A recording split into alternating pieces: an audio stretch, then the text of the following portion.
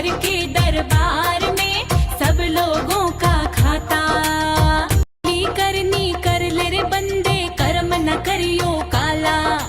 लाख आंख से देख रहा है तुझे देखने वाला। उनकी तेज नजर से बंदे हो, उनकी तेज नजर से बंदे कोई न बचने पाता। मेरे रघुवर के दरबार में सब लोगों का खाता। मेरे रघुवर के दरबार में सब लोगों का खाता। मेरे रघुवर के दरबार में सब लोगों का खाता। करनी कर ले रे बंदे, कर्म न करियो काला। लाख आंख से देख रहा है तुझे देखने वाला। उनकी तेज नजर से बंदे हो, उनकी तेज नजर से बंदे कोई समय एवं अनुकूल होय, कोई घड़ी एवी अनुकूल होय के जेनी अंदर भगवानનું ભજન કરીએ તો એનું ફળ અનંત ઘણું મળે। સાધારણ દિવસે ભગવાનનું ભજન કરીએ એમાંય ઘણો ફરક, ને એકાદશીના દિવસે ભગવાનનું ભજન કરીએ એમાંય ઘણો ફરક। સાધારણ મહિનામાં ભગવાનનું ભજન કરીએ, ભગવાનના નામનો આશ્રય કરીએ એમાંય ઘણો ફરક, ને પૂની મહિનામાં હરિનો આશ્રય કરીએ, ભગવાનનું ભજન કરીએ એમાંય ઘણો ફરક। માટે આપણા શાસ્ત્રોમાં કહ્યું છે કે વિશેષ મહિનો હોય, ઉનદાયી મહિનો હોય, વિશેષ તિથિ હોય, એની અંદર જો ભગવાનનું ભજન થાય તો અનંત ઘણું ફળ મળે। તો કહેવાય કે ચૈત્ર મહિનો પૂનદાયી જો મહિનો હોય તો ચૈત્ર મહિનો, ને એની અંદર પણ કહેવાય કે નવમી તિથિ, નવમી તિથિના દિવસે આજ આપણે આ ભાગવતનો પ્રારંભ થયો। આપણા શાસ્ત્રોમાં નવમી તિથિ એ પૂર્ણ તિથિ કહેવામાં આવે। શા માટે? તો કે નવમી તિથિના દિવસે ભગવાન રામજી મહારાજનું પ્રાગટ્ય થયું। રામજી મહારાજે નવમી તિથિ પસંદ કરી, એનાથી વિશેષ કહીએ કે માં જગદંબાના નોરતા 9 દિવસના હોય, એનાથી વિશેષ કહીએ તો કહેવાય કે 9 ખંડ, આ ધરતીના 9 ખંડ, ને માટે આ તિથિને પૂર્ણ તિથિ કહેવાય। ને આપણે બધાએ ભાગ્યશાળી છીએ કે આવી નવમી તિથિના દિવસે આવા ભાગવતનો પ્રારંભ થયો ગામના ગોંડરે। એ રામજી મહારાજની કૃપાથી, માં જગદંબાની કૃપાથી પૂર્ણ તિથિ એટલે નવમી તિથિ, પૂની મહિનો એ પરમાત્માની અસીમ કૃપા। 88,000 ઋષિમુનિઓ કહે કે મહારાજ, સુતજી મહારાજ, અમારે કથા નથી સાંભળવી, સર્વનો સાર હોય શ્રવણ કરાવો। અમારે તો સર્વનો રસ હોય એને ગ્રહણ કરવો છે। અને એ સમયે આ બાજુ સુખદેવજી મહારાજ રાજા પરીક્ષિતને જ્યાં કહેવાય કે કથા શ્રવણ કરાવે, અને એ સમયે દેવો અમૃતનો કળશ લઈને આવ્યા, અને દેવો સુખદેવજી મહારાજને કહે, બાપજી તમે આ અમૃતનો કળશ પરીક્ષિતને પાઈ દો। પરીક્ષિત રાજાને શ્રાપ લાગેલો છે। આગળ કથાઓ આપણે વિસ્તારથી લઈશું કે પરીક્ષિત મહારાજને 7મે દિવસે તક્ષક નાગ દંશ થઈને મૃત્યુ થવાનું છે, અને માટે દેવો કહે કે મહારાજ આ સ્વર્ગનું અમૃત તમે પરીક્ષિતને પાઈ દો, કે પરીક્ષિત રાજાનું મૃત્યુ જ નહીં થાય, પરીક્ષિત રાજા અમર થઈ જશે, પણ એના બદલામાં તમે અમને આ ભાગવતનું અમૃત પાઓ। હવે વિચાર કરો, ક્યાં એ સ્વર્ગનું અમૃત અને ક્યાં આ ભાગવતનું અમૃત. એ સમયે સુખદેવજી મહારાજ કહે કે બેટા પરીક્ષિત, બોલ હવે તારે સ્વર્ગનું અમૃત પીવું છે કે કથાનું અમૃત પીવું છે? પરીક્ષિત મહારાજ પાસે બે ઓપ્શન, એક બાજુ સ્વર્ગનું અમૃત અને એક બાજુ આ ભાગવતનું અમૃત. ઘણી વખત આપણા જીવનમાં પણ આવું થતું હોય. એક હાથમાં હોય લગ્નની કંકોત્રી અને એક હાથમાં હોય કથાની કંકોત્રી.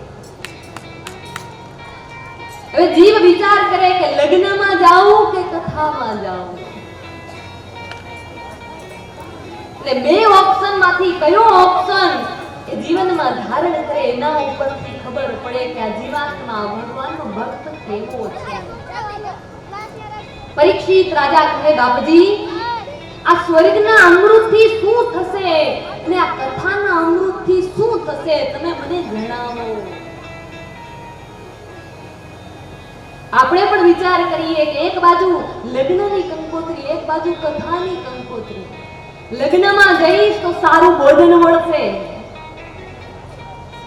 લગ્નમાં જઈશ તો આનંદ કરવા મળશે, સુખ મળશે. ને એક બાજુ કથાની કંકોત્રી હોય, પણ જ્યાં એ બાજુ જોવે અને વિચાર કરે કે કથામાં જઈશ તો મને હરિ નામની શાંતિ મળશે. પણ હવે ડિસાઈડ જીવને કરવાનું છે કે એ જીવનમાં શું એને ધારણ કરવું છે. કારણ કે જ્યાં જીવ ભગવાનની કથામાં જવાનો વિચાર કરે ને એ જ સમયે આ જગતની માયા એ જીવને એવી જકડી લે, મનની અંદર વિચાર કરે કે લાવો આજે કથામાં જઈ. ત્યાં મનના અંદર એવો વિચાર આવે, જગતની માયા જીવને એવી પકડે કે રે મહારાજ, આજ તો પહેલો દિવસ, કથામાં હશે રગડ ભગડ, હવે અમે તો આનંદ કરીએ, તમારે હોય રગડ ભગડ. ઘણા એવું વિચારે કે આજ તો પ્રથમ દિવસ, કાલે જાશું. કાલે જ્યાં જવાનો વિચાર આવે, જગતની માયા એવી પકડે કે આજ નહીં, હવે ચોથા દિવસે જાશું.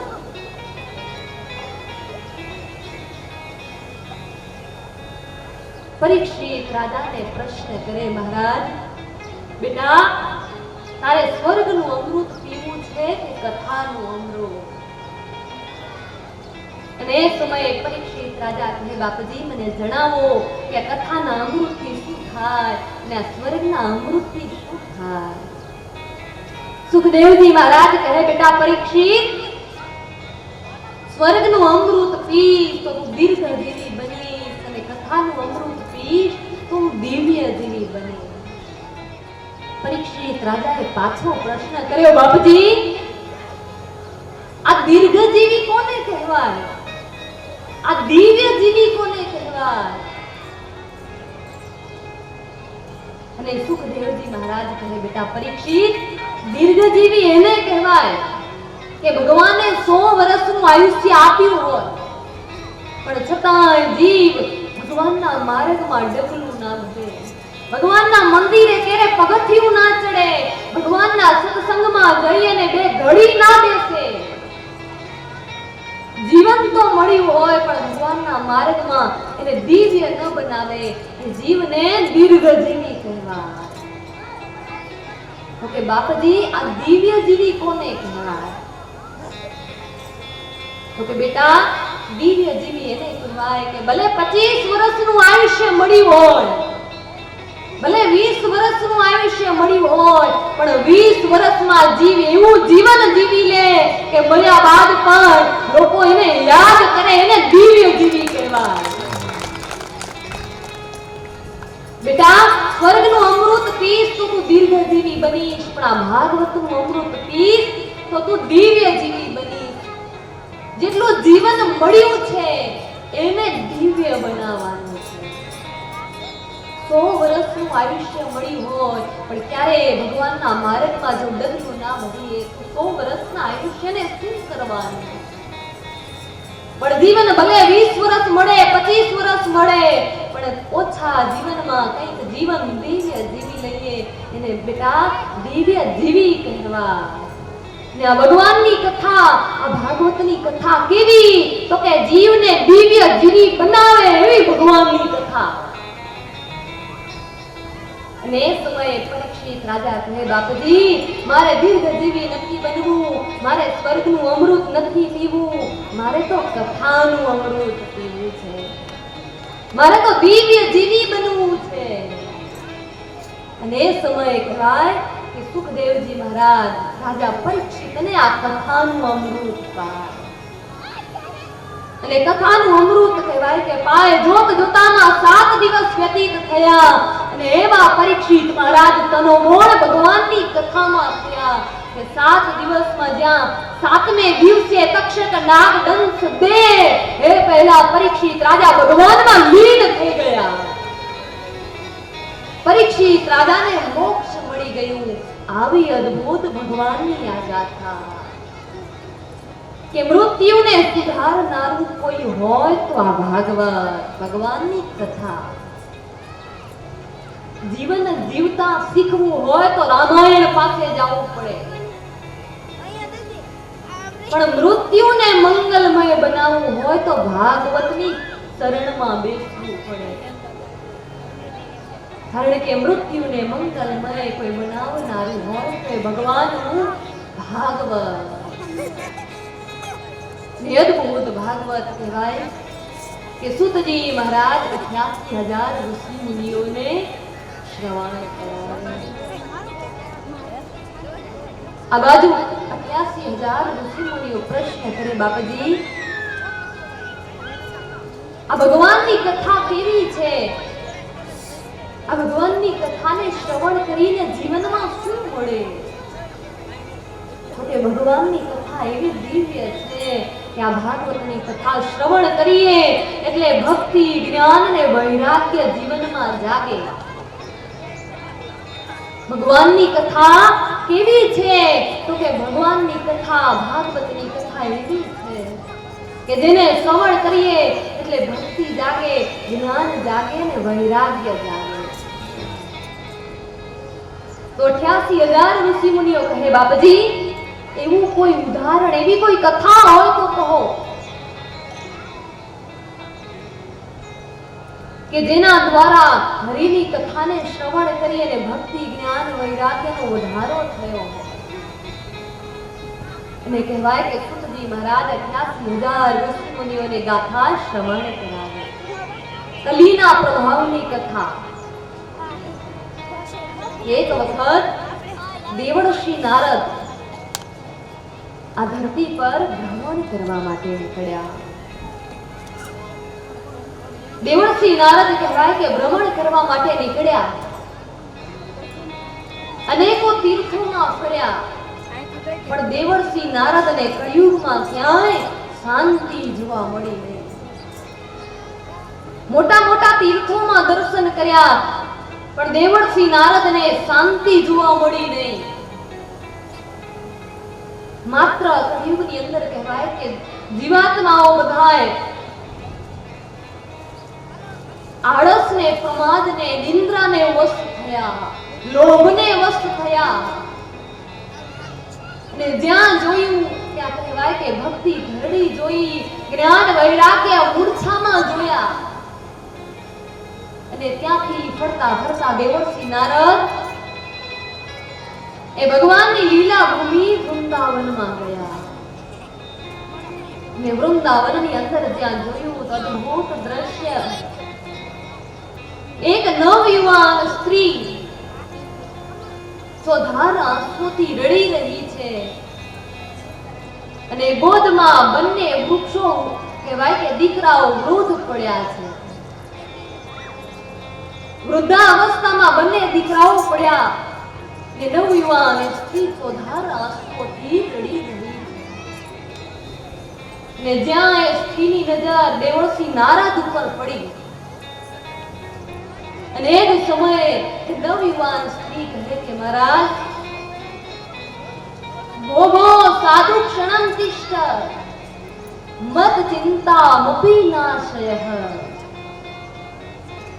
ભોગો સાધુ ક્ષણમ તિષ્ઠ. હે સાધુ મહારાજ, એક ઘડી માટે ઊભા રહી જાઓ.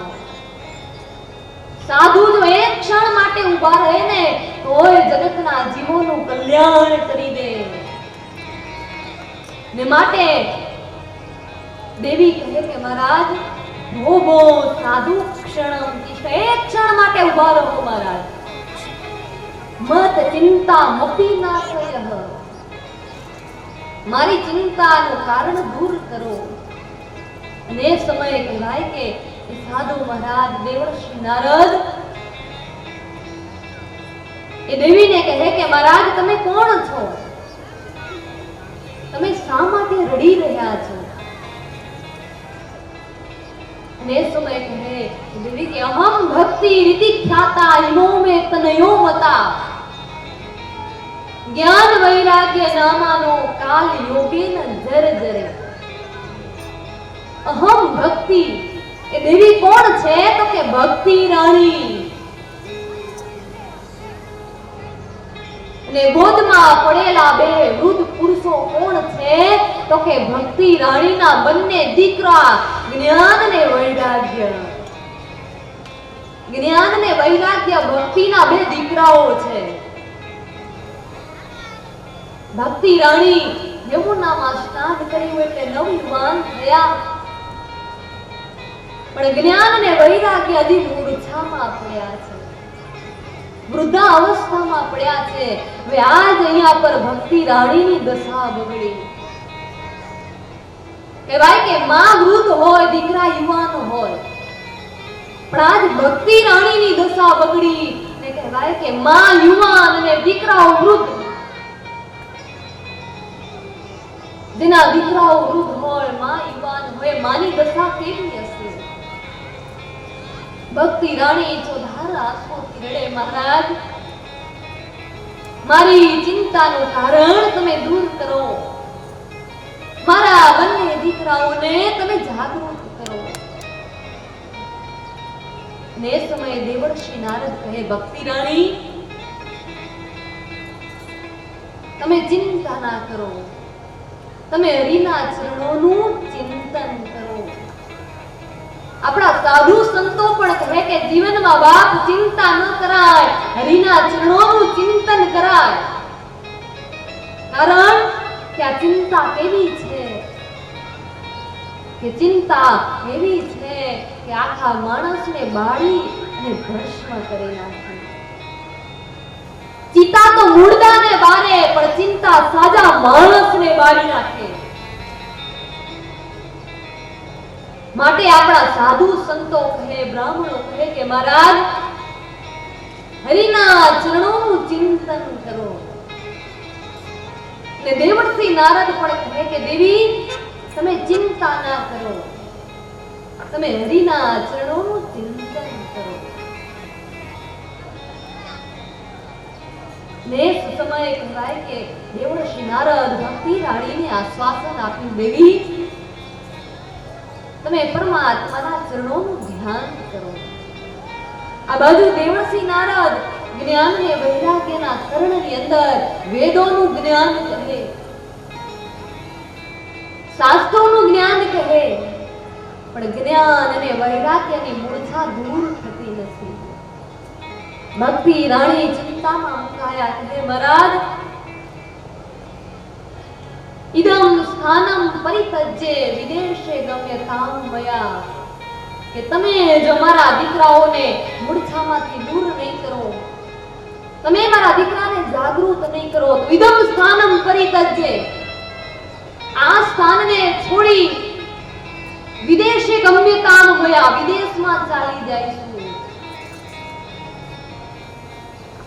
સ્થાનને છોડી અને વિદેશમાં ચાલી જશું. માટે મહારાજ તમે મારા બંને દીકરાઓને જાગૃત કરો. ભક્તિ રાણી ચોધાર આંસુઓથી રડે.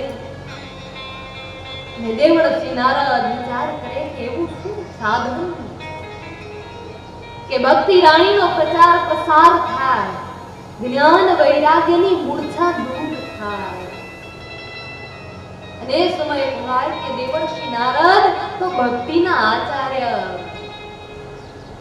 અનેકો તીર્થોમાં ફરવા અને દેવર્ષિ નારદ ફરતા ફરતા કહેવાય કે બદ્રિકા આશ્રમની અંદર આવ્યા. કલીના પ્રભાવની કથા, ભક્તિ જ્ઞાન વૈરાગ્યને જગાડનારું આ શાસ્ત્ર, એની કથા કે કેવું અદ્ભુત આ ભગવાનનું ગાથા.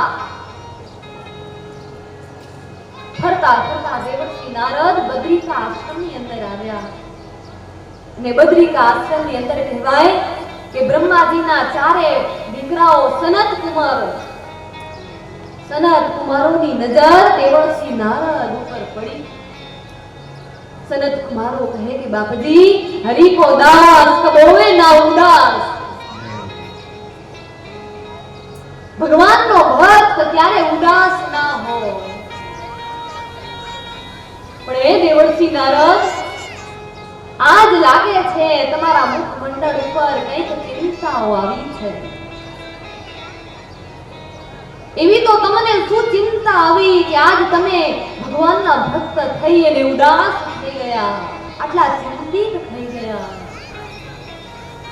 અને એ સમયે દેવર્ષિ નારદ કહે કે સનત કુમારો, જ્ઞાન અને વૈરાગ્યની મૂર્છા દૂર થાય એવું કોઈ સાધન કહો. ભક્તિ રાણીનો પ્રચાર પ્રસાર થાય એવું કોઈ સાધન કહો. અને એ સમયે બ્રહ્માજીના ચારે દીકરાઓ સનત કુમારો કહે, બાપજી, તમારે ભક્તિ રાણીને પ્રચાર પ્રસાર કરાવવો હોય, જ્ઞાન વૈરાગ્યની મૂર્છા દૂર કરવી હોય તો તમે શ્રીમદ ભાગવત ગાથા શાસ્ત્રનું આયોજન કરો. ભાગવતનું આયોજન કરો અને જ્ઞાન વૈરાગ્યને ભાગવત શ્રવણ કરાવો. દેવર્ષિ નારદ વિચાર કરે કે મહારાજ, હું ક્યાં ભાગવત અને ક્યાં વક્તા ગોતવા જાઉં? તમે જ શ્રવણ કરાવો ને હું શ્રોતા તરીકે શ્રવણ કરું. ને કહ્યું કે મહારાજ, આ ભાગવત શાસ્ત્રોમાંથી જ બનેલું છે અને શાસ્ત્રોનું અધ્યયન તો જ્ઞાન વૈરાગ્યને કરાવ્યું. પણ જો શાસ્ત્રોનું અધ્યયન કરાવતા છતાં જ્ઞાન વૈરાગ્યની મૂર્છા દૂર ના થઈ તો આ ભાગવતથી જ્ઞાન વૈરાગ્યની મૂર્છા કઈ રીતે દૂર થાય? સનત કુમારો કહે કે દેવર્ષિ નારદ, આ ભગવાનની ગાથા એ સર્વનો નિચોડ છે. આ ભાગવત તો એ પરિપક્વ ફળ છે. આ ભાગવત એ તો દેવર્ષિ નારદ સર્વનો સાર છે. ઝાડની અંદર, વૃક્ષની અંદર રસ રહેલો હોય, પણ એ વૃક્ષનો આપણે રસ લેવો હોય તો એને ફળ સ્વરૂપે થવા દેવું જોઈએ. રસ તો આખા વૃક્ષમાં છે, પણ એનો રસ આપણે લેવો હોય તો એનું ફળ ખપે. ફળ જોઈએ. જ્યારે ફળ થાય ને એ ફળની અંદરથી રહેલો રસ આપણે લઈ શકીએ. શા માટે? તો કે આખા વૃક્ષનો રસ એ ફળની અંદર રહેલો છે. જેમ દૂધની અંદર ઘી છે પણ આપણને દેખાતું નથી. પણ દેખાતું નથી એનો મતલબ એવો નથી કે છે નહીં. શા માટે? તો કે દૂધનો સાર એ ઘી છે. દૂધમાંથી દહીં બને, દહીંમાંથી છાશ બને, એનું મંથન કરતા કરતા કહેવાય કે છાશમાંથી માખણ બને ને માખણમાંથી ઘી બને. કે દૂધનો સર્વનો સાર એ ઘી છે. દૂધથી દીવો ના થાય, ઘીથી દીવો થાય. શા માટે? તો કે સર્વનો સાર એ ઘી છે. એમ ભાગવત શાસ્ત્રોમાંથી બનેલું છે, પણ ભાગવત સર્વનો સાર છે, સર્વનો નિચોડ છે. માટે મહારાજ, તમે ભાગવતનું આયોજન કરો. જે કહેવાય કે હરિદ્વારના ગંગાના તટ પર શ્રીમદ ભાગવત ગાથાનું આયોજન કરવામાં આવ્યું.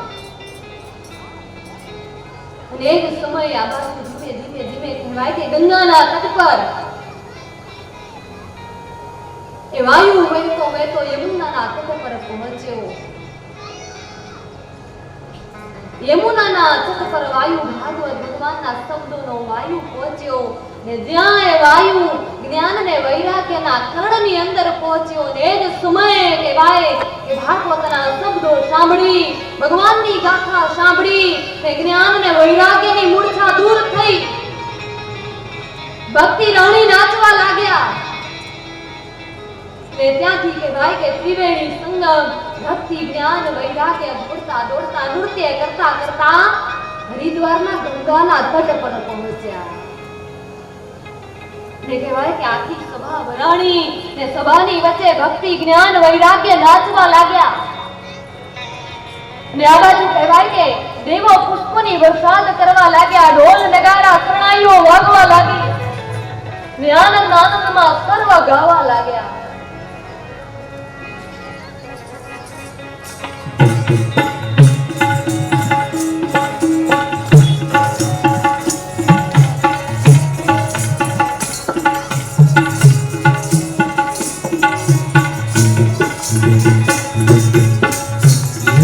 હરિનો રસ પીએ, હરિનો રસ પીએ.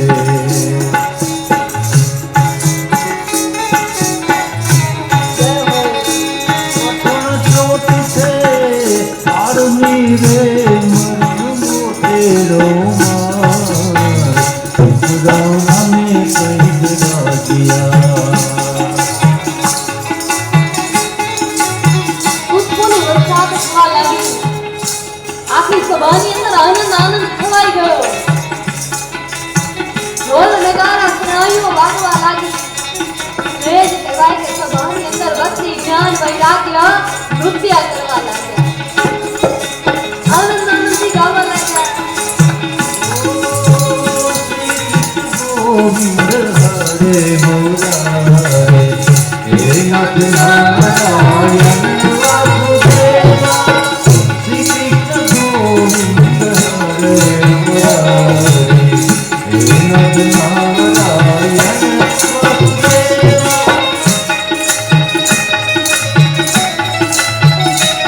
ગાશે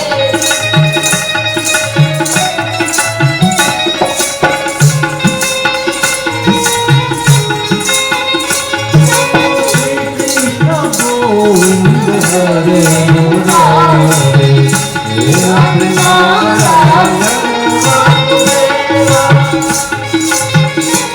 આનંદ આનંદમાં ડોલવા લાગ્યા, આનંદ છવાઈ ગયો. સર્વ ઋષિ મુનિઓ ગાય, દેવો ગાય, ભક્તિ રાણી નૃત્ય કરે. ત્યાં જ ભગવાનની ગાથા શ્રવણ કરી એ શબ્દો કર્ણમાં જતા જ્ઞાન વૈરાગ્યની મૂર્છા દૂર થઈ. અને ત્રિવેણી સંગમ થાય ત્યારે હરિની પ્રાપ્તિ થાય. જીવનમાં ભક્તિ આવે એટલે વૈરાગ્ય આવે, વૈરાગ્ય આવે એટલે જ્ઞાન આવે. તે ત્રિવેણી સંગમ થાય ત્યારે ફળ સ્વરૂપે પરમાત્માની પ્રાપ્તિ થાય. એટલે સભાની અંદર કહેવાય કે ભગવાનનું પ્રાગટ્ય થયું ને આનંદ આનંદમાં સર્વ ઢોલવા લાગ્યા. શ્રી કૃષ્ણ ગોવિંદ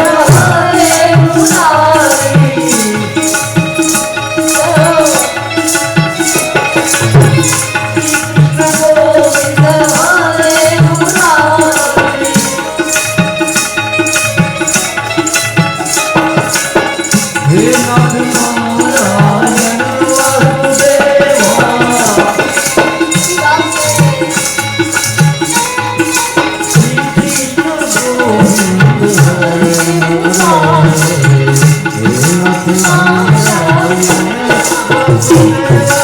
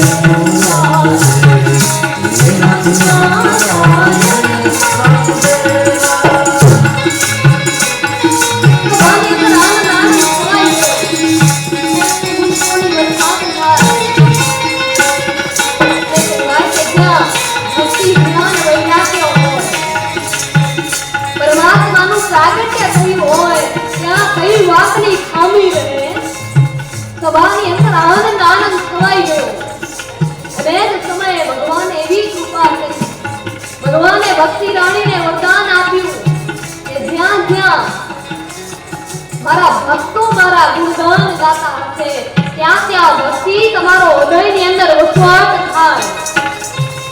એટલે કહ્યું કે હે ભક્તિ રાણી, જે જે ભક્તના હૃદયની અંદર તમારો વસવાટ હશે ત્યાં ત્યાં એ જ સ્થાન ઉપર મારું પણ પ્રાગટ્ય થશે.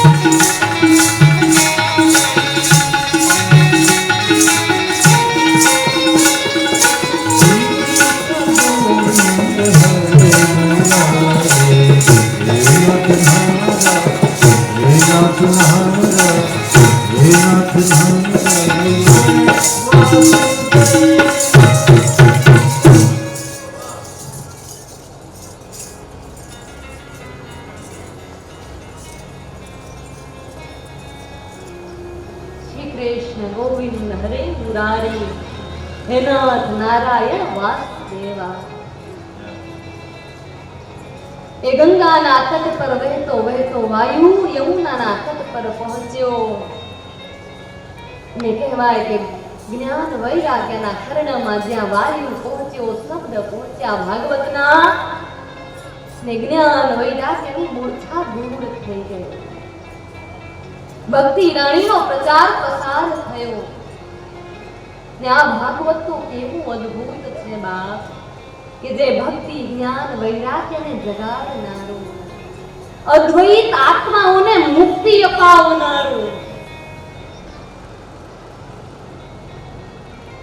જે જીવ કહેવાય કે દ્રશ્ય સ્વરૂપમાં બેઠો છે એને તો મુક્તિ અપાવે, પણ જે અદ્વૈત આત્માઓ હોય અને અદ્વૈત આત્માઓના કરણામાં જો આ ભાગવતના શબ્દો જાય, એ અદ્વૈત આત્માઓને પણ મુક્તિ અપાવનારું આ શાસ્ત્ર. આવું અદ્ભુત ભગવાનનું આ સત્સંગ કે જેને શ્રવણ કરીએ એટલે જીવનમાં ભક્તિ જ્ઞાન વૈરાગ્ય મળે અને ત્રિવેણી સંગમ થાય એટલે પરમાત્માની પ્રાપ્તિ થાય. કહેવાય કે નિત્ય વાસ ભગવાનનો ક્યાં છે? ભગવાન નિત્ય ક્યાં વસે? તો એક વખત કહેવાય કે દેવર્ષિ નારદ ભગવાનને પ્રશ્ન કર્યો, બાપજી પ્રભુ તમે હંમેશા નિત્ય ક્યાં વસો છો? 2-4 વખત વૈકુંઠની અંદર આવ્યો, મને તમે દેખાણા નહીં, આજકાલ ક્યાં વસો છો? અને એ સમયે ભગવાન નારાયણે કહ્યું કે ના હમ વસામી વૈકુંઠે. ભગવાન કહે કે ના હમ વસામી વૈકુંઠે ના યોગી હૃદયે ચ મદ ભક્તા યત્ર ગાયંતી તત્ર તિષ્ઠામિ નારદ. ભગવાને શું કહ્યું? તો કે નાહમ વસામી વૈકુંઠે, તો કે નારદ નિત્ય વસવાટ મારો વૈકુંઠમાં પણ નથી. ક્યારેક ક્યારેક વૈકુંઠમાંથી પણ ચાલ્યો જાઉં. તો કે ના યોગી હૃદયે ચ, યોગીઓના હૃદયમાંથી પણ ક્યારેક ક્યારેક ચાલ્યો જાઉં. ને તદ ઉપરાંત ભગવાને કહ્યું કે મદ ભક્તા યત્ર ગાયંતી, કે મારા ભક્તો જ્યાં મારા ગુણગાન ગાય તત્ર તિષ્ઠામિ નારદ, કે જ્યાં જ્યાં મારા ભક્તો ગુણગાન ગાય ત્યાં ત્યાં નારદ હું હંમેશા વસવાટ કરું છું. નિત્ય મારો વાસ જ્યાં મારા ભગવાનના લાડીલા ભક્તો ગુણગાન ગાતા હોય ત્યાં નિત્ય મારો વાસ હોય. માટે આપણે માનવું જ રહ્યું કે કોઈ ના કોઈ રૂપે પરમાત્મા આવીને પોતાની હાજરી પૂરી જ રહ્યા હોય, કે જ્યાં આવા હરિના સત્સંગ થતા હોય, જ્યાં આવો હરિનો સત્સંગ ભગવાનની કથા ચાલતી હોય ત્યાં નિત્ય પરમાત્માનો વાસ થાય ને પરમાત્માની પ્રાપ્તિ કરાવનાર એ ભાગવતની ગાથા એ અદ્ભુત પરમાત્માનો સત્સંગ. હરિનો સત્સંગ બહુ અદ્ભુત છે બાપ. કહેવાય કે જીવનમાં એકવાર જો પરમાત્માનો સત્સંગનું સાનિધ્ય મળી જાય તો જીવનમાં કંઈક દિવ્યતા આવી જાય, જીવનમાં કંઈક ભવ્યતા આવી જાય. એક જીવે ભગવાનને પ્રશ્ન કર્યો, મહારાજ આ સત્સંગ શું છે? આ જગતના બધા જ સાધુ સંતો બ્રાહ્મણો શાસ્ત્રો કહે કે સત્સંગ કરો, પણ આ સત્સંગ શું છે? જીવે ભગવાનને પ્રશ્ન કર્યો ને ભગવાન કહે કે મહારાજ તારે જો જાણવું હોય સત્સંગ શું છે તો એમ કર, આ ધરતી પર રહેલા જે એક આંગણાની અંદર ગૌ માતા બાંધેલા છે એ ગૌ માતાના કર્ણમાં જઈ અને પ્રશ્ન કરજે કે મહારાજ આ સત્સંગ શું છે? અને ભગવાનની આજ્ઞા લઈ અને કહે કે જીવાત્મા એ ગૌ માતાના કર્ણમાં પ્રશ્ન કર્યો, હે માં આ સત્સંગ શું છે? પણ કહેવાય કે જ્યાં શબ્દો સાંભળ્યા સત્સંગ શું છે એ જ સમયે ગૌ માતા મૃત્યુ પામ્યા. હવે આ દ્રશ્ય જ્યાં જોયું જીવે દોડતો હરિ પાસે આવ્યો, ભગવાનને પ્રશ્ન કર્યો, બાપજી તમે કહ્યું એ પ્રમાણે પ્રશ્ન તો પૂછ્યો પણ જ્યાં કર્ણમાં કહ્યું કે સત્સંગ શું છે એ સમયે ગૌ માતા મૃત્યુ પામ્યા. ભગવાન કહે કે બેટા હવે તું એમ કર કે જે આ ઝાડ ઉપર પક્ષી બેઠું છે એ પક્ષીના કર્ણમાં જઈને પૂછજે કે મહારાજ આ સત્સંગ શું છે? ભગવાને પાછો આદેશ કર્યો અને દોડતો જીવ જાય એ પક્ષીના કર્ણમાં પૂછ્યું કે સત્સંગ શું છે? અને એ સમયે જ્યાં પૂછ્યું સત્સંગ શું છે એ સમયે પક્ષી પણ મૃત્યુ પામ્યું. પાછો દોડતો જીવ ભગવાન પાસે આવ્યો, મહારાજ જેને પૂછી રહ્યો છો સત્સંગ શું છે એ મૃત્યુ પામી રહ્યા છે, હવે તમે જ કહો આ સત્સંગ શું છે? અને એ જ સમયે કહેવાય ભગવાન કહે કે બેટા હવે તું એમ કર, જે નાનકડો બાળક એની ગોદની માની ગોદમાં રમી રહ્યો છે એ બાળકને જઈ અને પૂછ કે સત્સંગ શું છે? જીવ કહે કે ના ભગવાન, જો બાળક મૃત્યુ પામે તો એની માં મને છોડે નહીં, હવે તમે જ મને કહો આ સત્સંગ શું છે?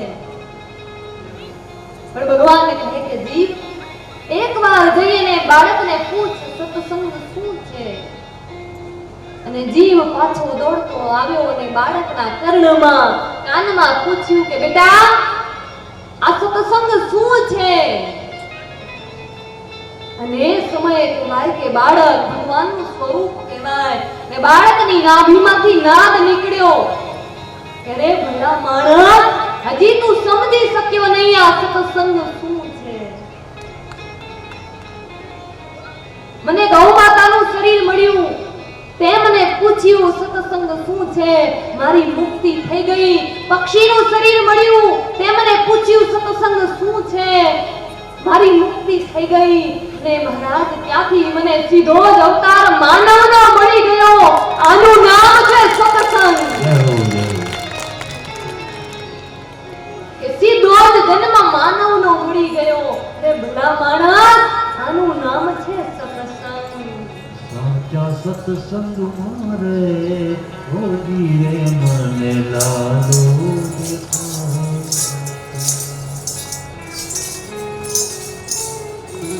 આ છે હરિનો સત્સંગ.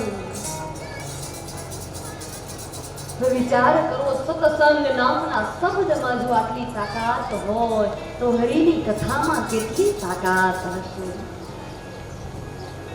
કે મુક્તિ અપાવનારું સાધન હરિનો સત્સંગ. એ અદ્ભુત ભગવાન સત્સંગ રૂપી સાધન કહેવાય. કે આપણે તનને ચલાવવા માટે ખોરાકની જરૂર પડે, ભોજનની જરૂર પડે. ભોજન એ તનનો ખોરાક છે, પણ ભગવાનનું ભજન એ આપણા મનનો ખોરાક છે. ભગવાનનો સત્સંગ એ આપણા મનનો ખોરાક છે. જેમ તનને ખોરાક આપવો પડે એમ આપણા મનને પણ ખોરાક આપવો પડે. અર્થાત હરિનો સત્સંગ જીવનમાં ધારણ કરવો પડે. આવો અદ્ભુત હરિનો સત્સંગ, આવી અદ્ભુત હરિની કથા તમને અને મને બધાને સુલભ થઈ. તો કે ભગવાનની કથા કેવી છે? તો કે ભગવાનની કથા ભક્તિ, જ્ઞાન અને વૈરાગ્યને વધારનારી છે. આવો અદ્ભુત હરિનો સત્સંગ, હરિની કથા. તદુપરાંત 83,000 ઋષિ મુનિઓ ભગવાનને માતમના ગાથાની અંદર બીજો પ્રશ્ન પૂછે, બાપજી અમે એ તો સાંભળ્યું કે ભગવાનની કથા જ્ઞાનને જગાડે, વૈરાગ્યને જગાડે, ભક્તિને જગાડે, પણ હવે એવી કોઈ કથા કહો કે મહારાજ અમે સાંભળ્યું છે કે આ ભાગવત મોક્ષદાયિની છે. ને આપણે બધા કહીએ કે આ ભાગવત પિતૃઓનારું છે, પ્રેતને મુક્તિ અપાવનારું છે, જીવાત્માને મુક્તિ અપાવનારું છે.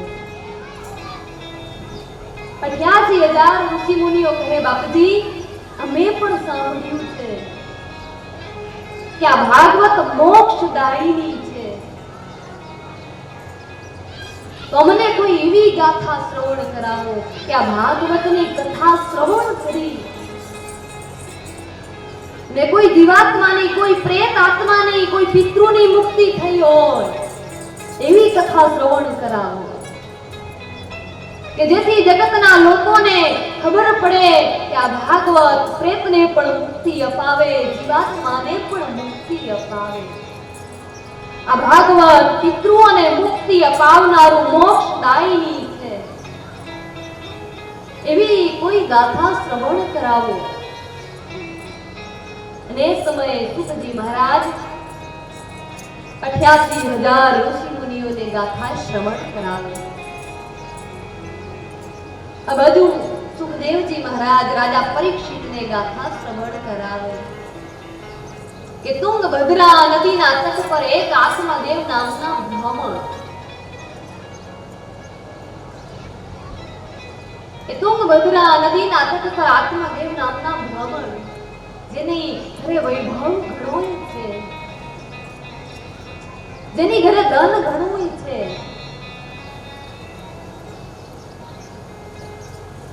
જેના ઘરની અંદર સંપદાની કોઈ કમી નથી,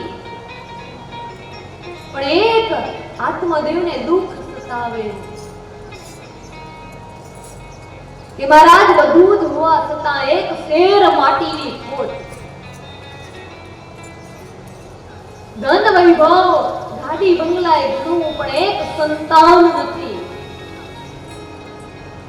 આત્માદેવ નામના બ્રાહ્મણ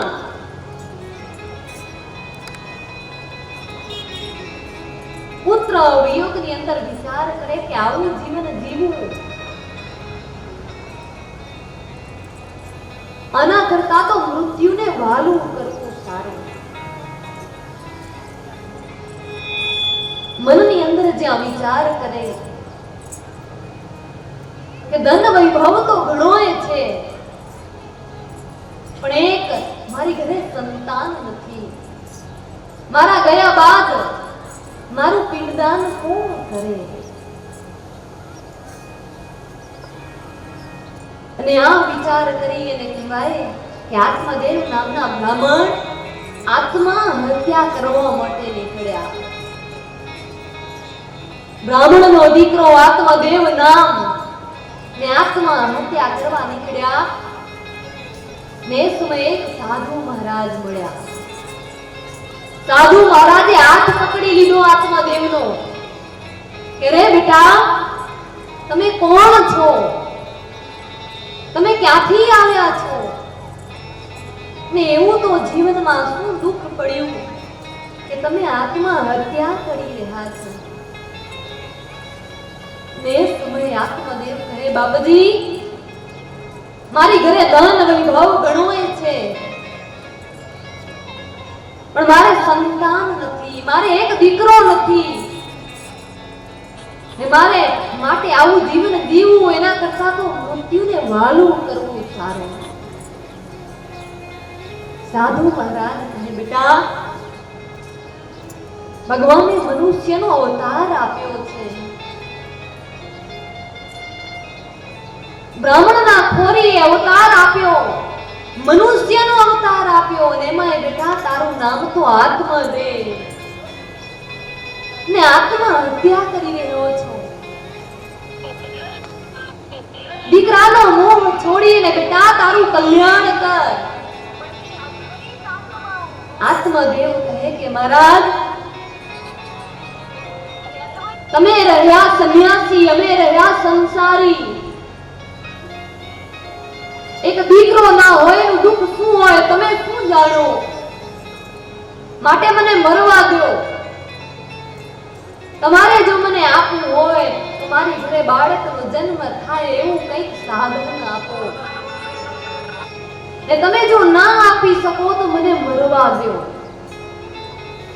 ને આત્મદેવ કહે, બાપજી, મારી ઘરે બાળક નથી, એનાથી પણ વિશેષ હું તમને કહું કે મારી ઘરે એક બાંધેલા કામધેનુ ગૌ માતા, ને ગૌ માતાને પણ મારા આંગણાની અંદર બાળકનો પ્રસવ થતો નથી, ગૌ માતા પણ વાછરડાને જન્મ આપતા નથી. ને બાપજી, એના બેટા સત્કર્મ કરી ને તારું જીવનનું કલ્યાણ કરી લે. જેની ઘરે દીકરા છે એ પણ રડી રહ્યા છે, ને જેની ઘરે દીકરા નથી એ પણ રડી રહ્યા છે. માટે બેટા દીકરો દીકરો કરીને જીવન ના ગુમાવ. પણ આત્મદેવ કહેવાય કે લાતો કે ભૂત બાતો સે માનતે નહીં. જે દીકરાનો મોહ પામી અને મૃત્યુ પામવા જઈ રહ્યા છે એ આત્મદેવને એ સાધુની વાત સમજાતી નથી. આત્મદેવ કહે, મહારાજ, જો મારે બાળક ના હોય તો મારું પિંડદાન કોણ કરે? અને મારું જો પિંડદાન કોઈ ન કરે તો મારી મુક્તિ કેમ થાય? ને સાધુ મહારાજ કહે, બેટા, પારકી આશા કેટલા દિવસ? આપણે માનીએ કે રામા અવતારમાં રામજી મહારાજે દશરથજી મહારાજનું પિંડદાન કર્યું, એટલે આપણા દીકરાઓને પણ માવતર પાછળ પિંડદાન કરવું જોઈએ અને મુક્તિ મળે. પણ બેટા, પારકી આશા કેટલા દિવસ? આજનો સમય એવો આવ્યો છે, પહેલાના સમયમાં માણસ મૃત્યુ પામતા એનો 12 દિવસ શોક બધા પાડતા, 12 દિવસ એની શોક સભા આપણે ભરતા. પણ ધીમે ધીમે ધીમે સમય વ્યતીત થયો. 12 દિવસમાંથી 9 દિવસ થઈ ગયા. એનાથી વિશેષ સમય આગળ જતા કહેવાય કે 9 દિવસમાંથી 5 દિવસ થઈ ગયા કે મહારાજ અમારી ઘરે પ્રસંગ છે એટલે 5 દિવસમાં શોક સભા વિતાવી દે. અને કહેવાય કે આગળના 2-4 દશકા જતા, આગળના થોડાક વર્ષો વ્યતીત થતા દીકરાઓ આ પ્રથાને, આ સભાને ભૂલી જશે. દીકરાઓ માવતર પાછળ પિંડદાન કરવાનું જ મૂકી દેશે. તો બેટા પારકી આશા કેટલા દિવસ? દીકરા લોટ પાણીનો લાડવો આપે તોય ભલે, ને ના આપે તોય ભલે. બેટા આત્માદેવ, તારું જીવતા જ તું શરીર રૂપી પિંડ હરિના ચરણોમાં પધરાવી દે કે જીવતા જ તને મુક્તિ મળી જાય. જીવતા જ આ પિંડને હરિના ચરણોમાં પધરાવી દે. ને આપણે બધાએ કહેવાય કે જીવનમાં જો માલિક હોય, આપણા જીવનની દોરી હરિના ચરણોમાં સોંપી દઈએ. કંઠની અંદર તુલસીની માળા હોય, મસ્તકમાં હરિનું તિલક હોય. કહેવાય કે મોટા મોટા સીડીઓમાં આપણા બધાને ખબર છે કે લાવારીસ કૂતરાઓ કરતા હોય, પણ જે કૂતરાના ગળામાં પટ્ટો હોય એને નગરપાલિકા વાળા સ્પર્શ પણ ના કરે. શા માટે? તો કે આનો કોઈક માલિક લાગે છે. જે કૂતરાના ગળામાં પટ્ટો હોય એને નગરપાલિકા વાળા વિચાર કરે કે આનો કોઈક માલિક હશે, આને આપણે સ્પર્શ ના કરાય. પણ જે લાવારી કૂતરા હોય એને કારી કોઠડીમાં નાખી અને લઈ જાય. હવે વિચાર કરો, જો સાધારણ જગતની અંદર કૂતરાના ગળામાં પટ્ટો જોતા હોય, એનો કોઈક માલિક હોય ને જો નગરપાલિકા વાળા સ્પર્શ પણ ના કરતા હોય, તો આપણા ગળામાં તુલસીની માળા હોય, મસ્તકમાં પ્રભુનું તિલક હોય ને આપણો જીવનની અંદર આપણા માલિક ભગવાન હોય, તો યમના દૂતો કઈ રીતે સ્પર્શ કરી શકે? કઈ તાકાત છે કે યમના દૂતો સ્પર્શ કરી શકે? આત્મદેવને સમજાવે, બેટા પારકી આશા કેટલા દિવસ? જીવતા જેવું જીવન જીવી લ્યો કે આ પિંડ રૂપી શરીર હરિના ચરણોમાં પધરાવી લ્યો કે જીવતા જ મુક્તિ મળી જાય.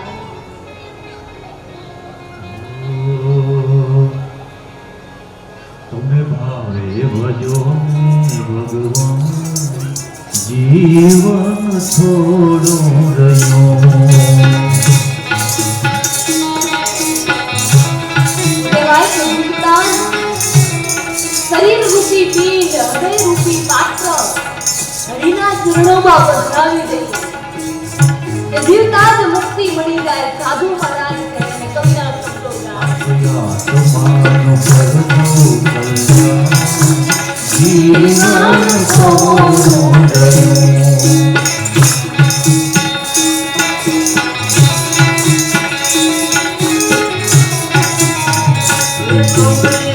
ભાવે ભજો ભગવાન, જીવન થોડું રહ્યું. હાલો થોડીક ક્ષણો માટે બાવળીને રાગ કરવો તો આવી જાઓ. જય હો.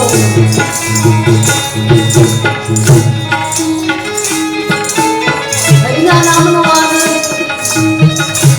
આવડ્યો. જય હો. તમે પીધેલા ફૂલ ભૂલી ગયા,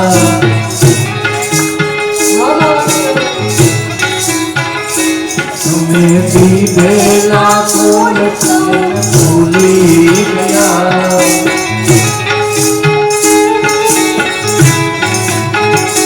દુઃખી માયાને મોહમાં ઘેરા થયા.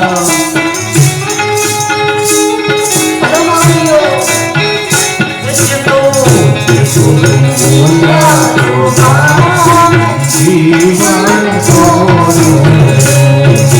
હરિનામનો આનંદ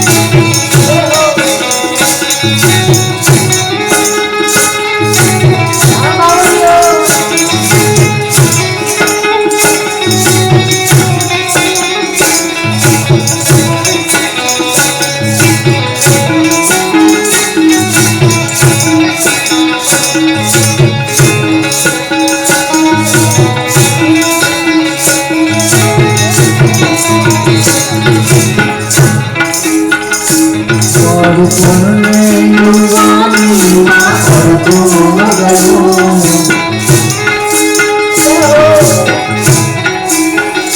નથી ભક્તિ માર્ગમાં ચાલ્યું ગયું.